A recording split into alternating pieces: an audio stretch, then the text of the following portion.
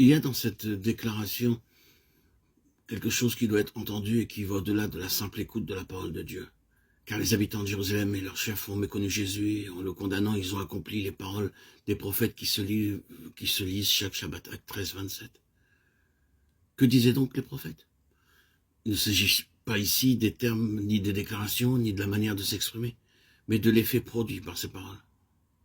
Les habitants de Jérusalem et leurs chefs auraient pu citer les écrits des prophètes sans aucune difficulté. Ils auraient probablement pu réciter le contenu de tous les livres des prophètes. Ils étaient très exercés dans l'étude et dans le contenu de tous les livres et des écrits des prophètes de l'Ancien Testament. Mais ils ne se sont jamais posé cette simple question: qu'est-ce que tout cela signifie?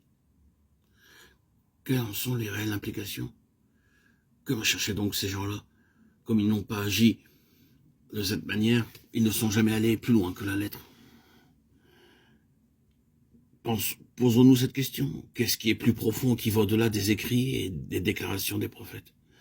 Nous savons que les prophètes devaient faire face à des situations qui, de toute évidence, n'étaient pas la pensée du Seigneur pour son peuple. Nous pouvons même dire que l'état spirituel était très éloigné de la pensée du Seigneur. Mais en disant cela, j'ai en pensée l'état actuel des choses. La situation d'alors, pas plus que celle d'aujourd'hui, ne correspond pas à la pensée, à l'intention du Seigneur pour son peuple. Les prophètes étaient confrontés à tout cela. Et parce qu'ils ont été ainsi, la véritable vocation du peuple de Dieu ne s'était pas réalisée. Ils étaient passés à côté de tout ce que le Seigneur avait désiré pour eux, et de la raison même de leur existence. Ils auraient dû être un peuple avec une formidable force spirituelle au sein des nations, avec un réel impact divin sur ces nations, se caractérisant par une grande autorité, et pouvant dire « ainsi parle le Seigneur », le déclarant de telle manière que les nations devraient en tenir compte. Il aurait dû en être ainsi, mais ils ont échoué. Au lieu de cela, il y a eu la faiblesse avec son cortège de défaites.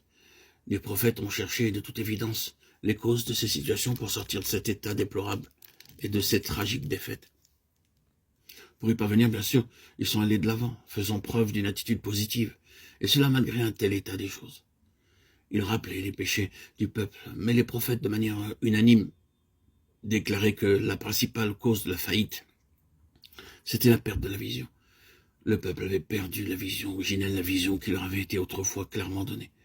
Quand Dieu étendit sa main sur eux et les fit sortir de l'Égypte, ils ont vu, ils ont saisi le dessein et l'intention de Dieu. C'était la note dominante et joyeuse manifestée par leur cantique sur l'autre rive de la mer Rouge. Je ne veux pas aborder pour le moment ce qu'était ce dessein, mais c'était un peuple à qui Dieu pouvait donner la vision de son dessein, à la fois pour eux-mêmes et concernant leur vocation. Ils l'avaient perdu désormais, et c'était là le triste résultat. Les prophètes, en agissant malgré cet état spirituel, demeuraient attachés à cette seule chose. Votre vocation dans la plénitude de sa réalisation et de son accomplissement dépend de votre vision, et la plénitude de la vocation nécessite la plénitude de la vision. Cela signifie que si votre vision est moindre que la plénitude de la vision de Dieu, vous pourrez avoir le désir d'aller de l'avant, mais vous vous arrêterez. Si vous voulez progresser en acceptant les voies de Dieu pour qu'il fasse de vous son vase,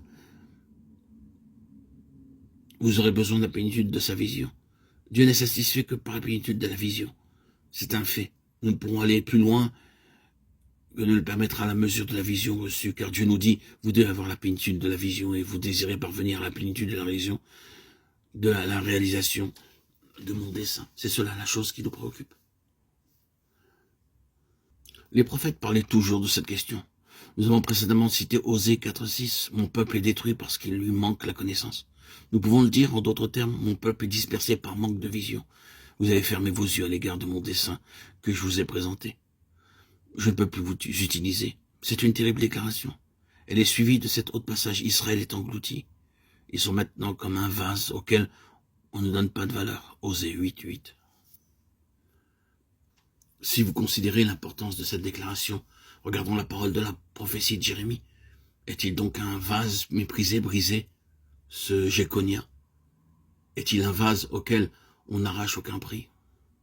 Pourquoi sont-ils jetés, lui et sa postérité, lancés dans un pays qu'ils ne connaissent pas? Terre, terre, terre, écoute la parole de l'Éternel. Ainsi parle l'Éternel. Inscrivez cet homme comme sans enfant, comme un homme dont les jours ne seront pas prospères, car nul de ses descendants ne réussira à s'asseoir sur le trône de David et à régner sur Juda. Jérémie 22, 28, 30. Il n'y a pas d'avenir pour un tel vase. Nous pouvons aussi le dire à l'égard d'Israël. Israël, parmi les nations, comme un vase auquel on ne donne pas de valeur. Jéconia, un vase auquel on n'attache aucun prix. Inscrivez cet homme comme sans enfant. C'est une fin. Pour continuer sans un tel arrêt, cela nécessite la plénitude de la vision. C'est la vision et non la connaissance objective qui nous qualifie pour la vocation.